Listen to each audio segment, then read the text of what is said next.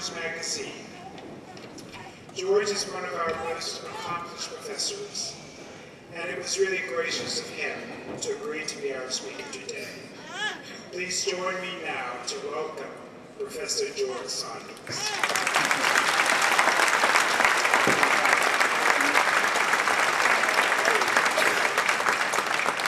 Hi everybody, congratulations. You did a great job. You know, down through the ages, a traditional form has evolved for this type of speech, which is some old fart, his best years behind him, who over the course of his life has made a series of dreadful mistakes. That would be me. Give some heartfelt advice to a group of shining, energetic, beautiful young people with all of their best years ahead of them. That would be you. And I intend to respect that tradition. Now, one useful thing you can do with an old person, in addition to borrowing money from them, or asking them to do one of their old-time dances, so you can watch while laughing, is ask, looking back, what do you regret? And they'll tell you.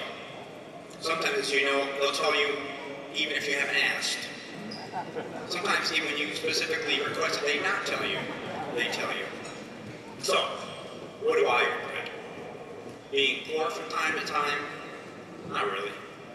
Working terrible jobs like knuckle puller in a slaughterhouse? I don't even ask what that entails. No, I don't regret that. Skinny dipping in a river in Sumatra, a little buzzed. And looking up and seeing like 300 monkeys sitting on a pipeline, whooping down into the river. The river in which I was swimming, with my mouth open, naked, and getting deathly ill afterwards and staying sick for the next 7 months. Not so much. Do I regret the occasional humiliation? Like once, playing hockey in front of a big crowd, including this girl I really liked. I somehow managed, while falling and emitting this weird whooping noise, to score on my own goalie, while also sending my stick flying into the crowd, nearly hitting that girl. No, I don't even regret that. But here's something I do regret. In seventh grade, this new kid joined our class. In the interest of confidentiality, her convocation speech name will be Ellen. Ellen was small, shy. She wore these blue cat's eye glasses that at the time only old ladies wore. When nervous, which was pretty much always, she had a habit of taking a strand of hair into her mouth and chewing on it, which didn't help her popularity at all. So she came to our school in our neighborhood and was mostly ignored, occasionally teased. Your hair tastes good, that sort of thing. I could see this hurt her. I still remember the way she looked after such an insult. Eyes cast down, a little gut kicked, as if, having just been reminded of her place in things, she was trying, as much as possible, to disappear. After a while, she drifted away, hair strand still in her mouth. At home, I imagine, after school, her mother would say, you know, how was your day, sweetie? And she'd say, oh, fine.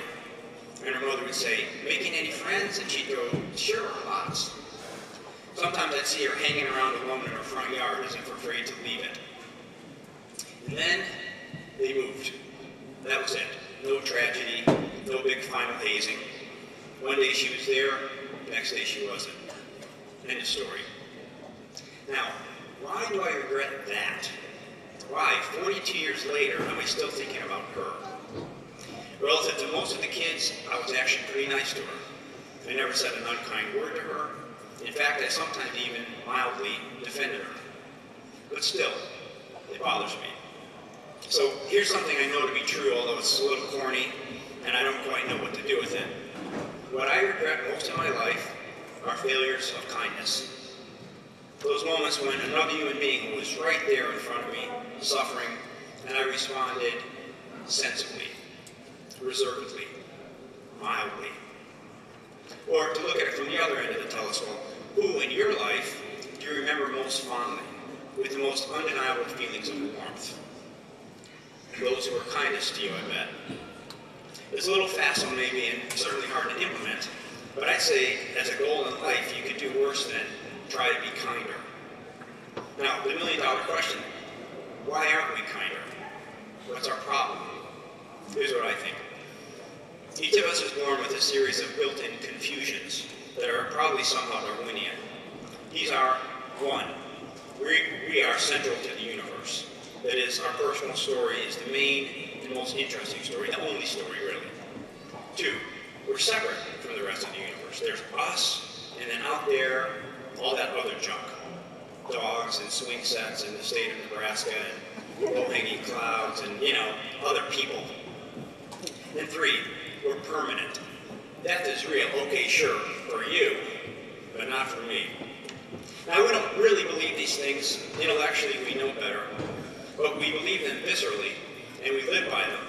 And they cause us to prioritize our own needs over the needs of others, even though what we really want, deep in our hearts, is to be less selfish, more aware of what's actually happening in the present moment, more open, and more loving. So the second million-dollar question, how might we do this? How might we become more loving, more open, less selfish, more present, less delusional, etc., etc.? Well, yeah, good question. And unfortunately, I only have 3 minutes left. So let me just say this. There are ways. You already know that because in your life, there have been high kindness periods and low kindness periods. And you know what inclined you toward the former and away from the latter. Education is good. Immersing ourselves in a work of art, good. Prayer is good. Meditation is good. A frank talk with a dear friend. Establishing ourselves in some kind of spiritual tradition. Recognizing that there have been countless really smart people before us who have asked these same questions and left behind really valuable answers for us. Now, one thing in our favor, some of this becoming kinder happens naturally with age. It might be a simple matter of attrition. As we get older, we come to see how useless it is to be selfish, how illogical, really. We come to love other people and are thereby counter-instructed in our own centrality. We get our butts kicked by real life, and people come to our defense and help us, and we learn that we're not separate and don't want to be. We see people near and dear to us dropping away, and are gradually convinced that maybe we too will drop away, someday, a long time from now. Most people as they age become less selfish and more loving. I think this is true. The great Syracuse poet Hayden Carruth said in a poem written near the end of his life that he was mostly loved now. And so a prediction and my heartfelt wish for you, as you get older, yourself will diminish and you will grow in love. You will gradually be replaced by love. If you have kids, that will be a huge moment in your process of self-diminishment. You really won't care what happens to you as long as they benefit. That's one reason your parents are so proud and happy today. One of their fondest dreams has just come true. You have accomplished something difficult, intangible, that has enlarged you as a person and will make your life better from here on in forever. Congratulations, by the way.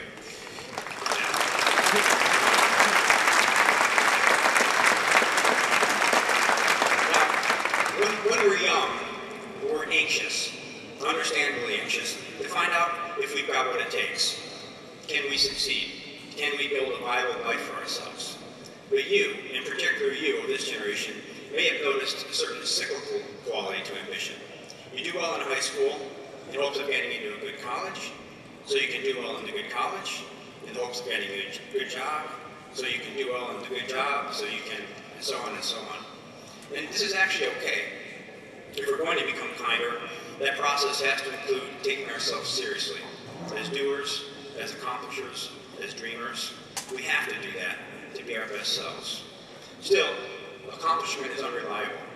Succeeding, whatever that might mean to you, is hard, and the need to do so constantly renews itself. Success is like a mountain that keeps growing ahead of you as you hike it. And so there's a very real danger that succeeding will take up your whole life while the big questions go untended. So my quick end of speech advice, since, according to me, your life is going to be a gradual process of becoming kinder and more loving, hurry up. Speed it along. Start right now. Because kindness is hard. It starts out all puppies and rainbows, but then turns out to contain everything. There's a confusion in each of us, a sickness really, selfishness. But there's also a cure. So be a good and proactive and even somewhat desperate patient on your own behalf. Seek out the most efficacious anti-selfishness medicines energetically for the rest of your life. And do all the other things, of course, the ambitious things. Travel, get rich, get famous, innovate, lead, fall in love, win and lose fortunes, swim naked in a wild jungle river, after first testing it for monkey poop. But as you do, to the extent that you can, err in the direction of kindness.